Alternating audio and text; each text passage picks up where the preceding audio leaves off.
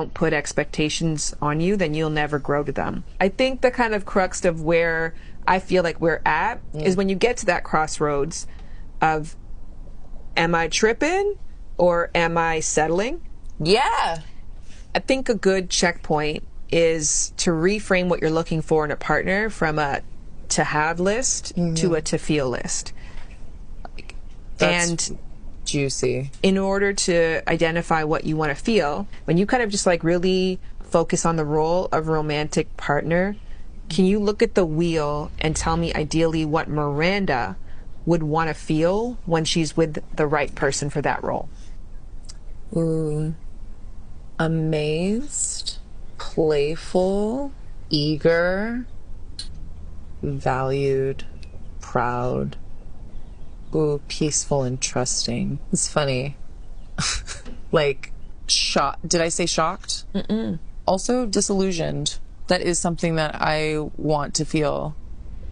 And then you get to ask yourself, do I want to heal it or feel it? So I know I made a video about using the feelings wheel to determine how you actually want to feel in relationships. I wanted to attach the clip to it so people can actually see what I was talking about. This is something that I do in emotion-focused therapy, but honestly, it doesn't really matter the theory that I'm using. I still typically do this for people who are dating, even if they're married and they're trying to like rebuild a connection. I'll have them pull out the feelings wheel and say how they want to actually feel in the relationship that they're in. And if we need to kind of go backwards and look at a history of patterns of how they felt in previous relationships, we'll do that. But there's usually a shift for people, right, who have this history of feeling more negative emotions in relationships, is they get to this point where they are used to feeling disappointed, anxious, rejected, insecure, like they don't trust the person, annoyed. They reach this point where they like consistently feel these negative emotions and it can identify them, and they'll be like, I don't want to feel that anymore. And that's what helps them move forward into the more grounding and happier emotions for them, the more secure emotions that they ultimately want in a relationship. They get to make that determination, and that helps them kind of go on a path that is more aligned with what is needed for them to feel safe and secure in relationships. And so I like pulling up the feelings wheel because it helps guide kind of where you're going and where you don't want to go back to.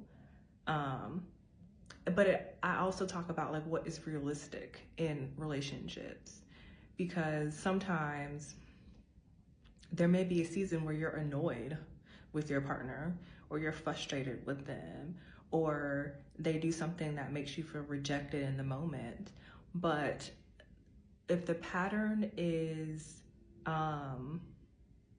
not consistent, like, oh, this happened because of a special occasion, and you ended up feeling rejected because they had to choose something that they value or were prioritizing over you in the moment, and you felt rejected this one time, that doesn't mean the relationship is unhealthy. That just means that you felt rejected, and maybe there's a conversation about how you could have been included more or how you want to be prioritized.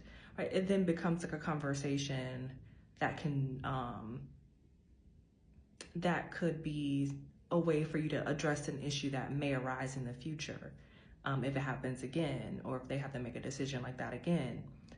But you get to kind of determine if this is an unhealthy pattern based on how you are consistently feeling, right? So if you're consistently feeling rejected, they're consistently making you feel rejected. That's not something that's sustainable in a relationship. That's something that has to be addressed and compromised on, or you get to decide if you don't want to feel that way anymore, and they can't necessarily meet you at a place where you don't feel consistently rejected, then you get to ultimately choose if you want to feel accepted and happy, or if you want to consistently feel rejected. And then that brings it back to you. What do you want for yourself and your relationship? So I love the feelings wheel. I always tell people to use it because it is such a helpful tool